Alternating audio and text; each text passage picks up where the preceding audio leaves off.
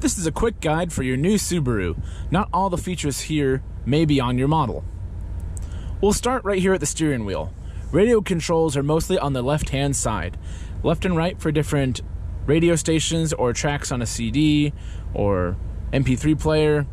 Volume up and down. You've also got your volume knob here. The source button here will toggle you through different audio sources, FM, AM, satellite, and so on and so forth. If you're curious as to which source you're on, the upper right portion of the radio screen will show what source you're on. We'll get more in depth with the radio soon. Next to the source button, you've got this picture of a guy with a tornado coming out of his mouth. That's your voice command button. Press that. You'll hear a beep, and that's your cue to speak and tell the system what you would like it to do. Call Bob Smith. Tune to 99.9 FM. Even climate controls depending on the model. Below that, you've got answer and hang up for a Bluetooth enabled device. So when a phone call is coming in, it will mute the radio for you. You can press this answer button here, the off hook button, to answer it. And when you're done, or if you'd like to dismiss that incoming call, you can press the hang up button. On the lower left hand side of the steering wheel, there are three buttons. There's an up, down, and enter arrow. Might be hard to see from this angle, but these just pull back towards you. Don't try and press them forward, you'll break a nail trying to do that. But these control what displays in the center screen between your two gauges. Fuel economy information, trip information, even a digital speedometer and tire pressure information are all in this middle screen. And whatever one you leave it on is the one that it'll stay on. On the opposite side, you may have a heated steering wheel button as well. Again, that just pulls towards you and emits an orange light when it's activated. On the right-hand side of the steering wheel, you've got mostly your cruise controls. This button in the upper right with a picture of a car with a speedometer next to it enables your cruise. Turn that on, and you'll see this screen show up down here. You may also have another display show up on the top information display. That can still be changed, and we'll go over that in a moment. In the middle here, you'll see a picture of the car and then --MPH because we've yet to set a speed. Once you've set the speed that you'd like to cruise at, which you do by clicking down on this, it will display the speed there. The white bars in front of the car represent your following distance. Because this car is equipped with adaptive cruise control, it will automatically lock onto slower moving cars and hold a gap between you and the vehicle ahead. You can adjust that gap by pressing these up and down arrows here, all the way up to 4 and all the way down to 1. The more bars you have, the more distance you have between you and the vehicles ahead. Think of each bar as about a car length per bar that you have displayed there to help you judge your distance. On the lower right portion, we can enable adaptive steering. This will adjust the steering wheel to the left and to the right to help keep you in the lane when it can see them. You'll know it's turned on because you'll have a white logo that looks just like the button that you've pressed to turn it on. Similar to how the cruise control has the same light on the button here as well. Your adaptive steering can be used with or without the cruise control. And as such, your cruise control can be used with or without the adaptive steering. We suggest that you use the adaptive steering mostly for highway uses, as in town it can be a little bit annoying to try and constantly steer in and out of things, especially when you're trying to avoid hazards on public roads like potholes and such. The other buttons on the steering wheel are on the back side. This plus and minus sign on the right and left side of the steering wheel can be used to manually shift your transmission with the manual mode that you can put your gear selector in. If you go down to drive, it'll select D down there on the screen. If I move this over to the left and put it in manual mode, you notice it changes to a 1 with an arrow pointing up. And now it's a 2 with an arrow pointing down. You can start in as high of a gear as second gear to help you crawl through stuff at slow speeds. Otherwise, you can go all the way up to 6 gears. It'll only allow you to select those gears as you're moving, though. Behind the steering wheel, you've got these two stalks here. The far left one is for light controls. If your vehicle has an auto setting, we recommend just twisting this knob here to leave it on auto. And then you've also got fog lights if your vehicle is equipped with them on this ring switch. On the right-hand side, is your windshield wiper controls, both for the front and for the rear. Up and down will increase and decrease the speed going up front, and this ring switch will allow you to adjust the intermittent speed. To do fluid, simply pull the stock back towards you and it'll spray on the front. The rear wiper is on the end of the stock here, much like your headlight control on the opposite side. If you twist that the opposite direction, it will do fluid on the rear as well. It's very easy to miss, but it actually shows up quite well in this video because of the angle. But there is a trip reset button just to the lower left of the dial here on the dashboard. Click it to switch between trip A and trip B, and press and hold to reset it. Your car may have an information display on top of the radio. To control this screen, simply use the arrows down here to adjust which screen you would like it to show. Different screens have different information that can be useful to you, but you'll also notice that some of the information up here is repeated, and that's on purpose. Say you've got the radio information up here. The main reason to have it up there is if you're using your navigation screen down here and you can't see what's playing on the radio. You can have it display up top instead. As such, navigation can also be shown on this top screen in case there's something else being shown on the radio. There's also weather information, which you can select from your apps on your satellite-enabled TravelLink system in the radio that I'll go over. Different gauges that you can set. A look at what your all-wheel drive system is doing and what angle you're currently at. And what safety systems are turned on and off. There are lots of things your Starlink Generation 3.0 radio can do, and it's more than just the radio. Sync a Bluetooth phone, use apps off of your phone. Certain models will have navigation built into them, and other options that are on here as well. This home screen, much like the home screen on most smartphones, is the easiest place to start when you're trying to find something to use. You can also rearrange these icons if you press and hold. When it shrinks, you can move it and then place it over an item in white, and it will replace it and swap the two locations. So if you want things closer to the driver's side that are easier for you to access, this is a good thing for you to be able to do.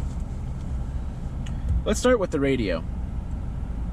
You can set presets down here by dialing in whatever station you'd like and pressing and holding on that spot to set it as a preset. You'll notice there's FM, AM, and satellite stations on here. That's because you don't need to have all FM or all AM stations on there. They're all on the same preset line. You can press this arrow here for an additional 6, and a second time for up to 18 presets that you can have. Go back to the home screen. You can also press home up here if you want to. Media will cover practically every other source that's not under radio. So if you have a disc in for a CD, if you have a USB stick full of music or an MP3 player, or Bluetooth music wirelessly from your connected Bluetooth phone. Speaking of phone, when you have a phone connected, it will show up here. To add devices, you can press this button in the upper right-hand corner, click Add Device at the top, and then open the Bluetooth settings on your phone. Follow the prompts and it should connect quite easily. We recommend that you allow it to download your contacts as well. That way, your phone book will be able to show you all of the contacts that you have in there, and also your voice commands will now work with those contacts in there as well. For instance, if you press that voice command button and asked it to call Bob Smith, as long as Bob Smith is in your contacts, it would pull up the number and give him a call.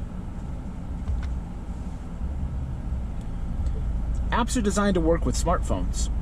If you have an Apple device or an Android type device, and you plug your phone into the USBs below, these two systems will light up and allow you to use apps directly from your phone with the screen here. It's incredibly helpful to be able to access stuff directly off of your phone without having to use the phone itself.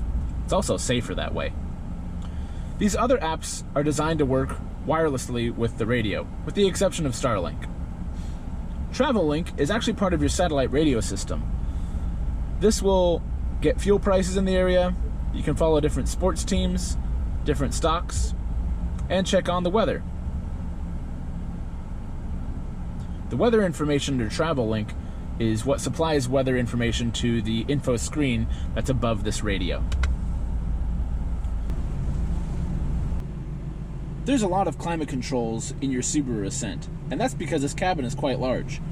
There's actually 3 zones that you can control: the driver's temperature, the passenger's temperature, and rear control for everything behind the front 2 seats. We'll start with the driver's temperature. It's quite simple. Twist this knob here on the far left, and it'll show you up here in the corner what temperature it's set at. The same goes for the passenger on the right-hand side. However, if it's just one of you in the car, you can press this sync button, and it will copy whatever temperature is on the right and left.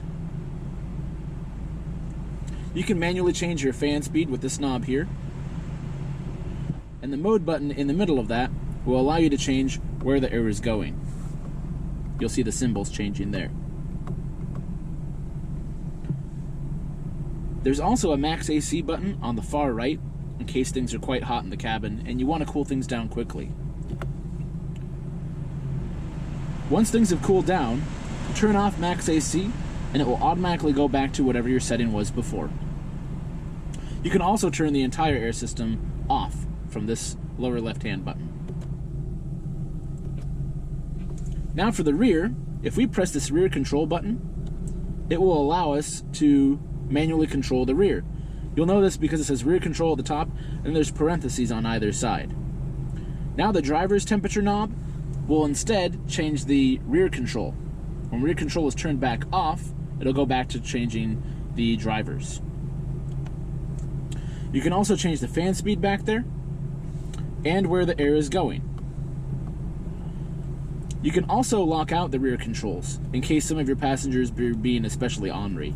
Press and hold this button and you'll see a small padlock show up next to rear. That means the controls can only be used from this face. If there's no one in the back, you can just turn the rear air off while keeping the front air running.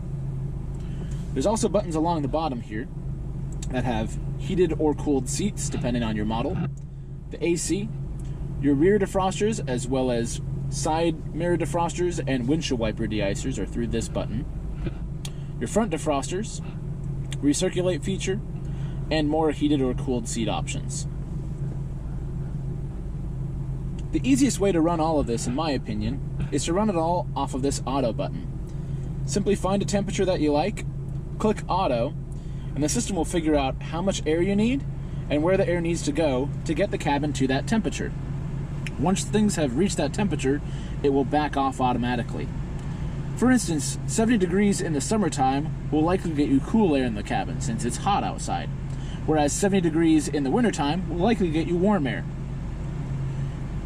You'll notice as I change the temperature here in this full auto mode, it will automatically change the fan speed and where the air is going to get the cabin to that temperature. So if I go cooler with temperature, it knows that it has to increase fan speed to get the cabin to that temperature.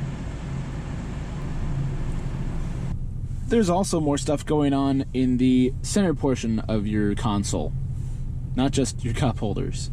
You've got USBs here that are covered up with these rubber sections to keep stuff from getting stuck in them over time. You've also got X mode and auto vehicle hold that are able to be selected from here. X mode is like an off-road system for your all-wheel drive. It'll help you manage conditions a little bit better in slow, slippery situations. Pretty much anything under 20 miles an hour, it can help you crawl through that stuff. Auto vehicle hold, when it's engaged, will hold the brakes for you when you come to a stop, and then continue to do so even with your foot off the brake. To disengage it, tap the brake or the gas, then the next time you come to a stop, it will hold the brakes again, unless you've disabled the system again. Your shifter here can be taken down from drive over to manual mode. Manual will use those paddle shifters that I showed you earlier. And you've also got your parking brake down here at the bottom. Pull back to engage it. It'll light up in red to show that it's held. Put your foot on the brake, click down on this, and it will disengage it. For additional information, consult your owner's manuals inside your glove box. Otherwise, call your salesperson or Love Encore delivery specialist at Baxter Subaru and we'll be happy to help.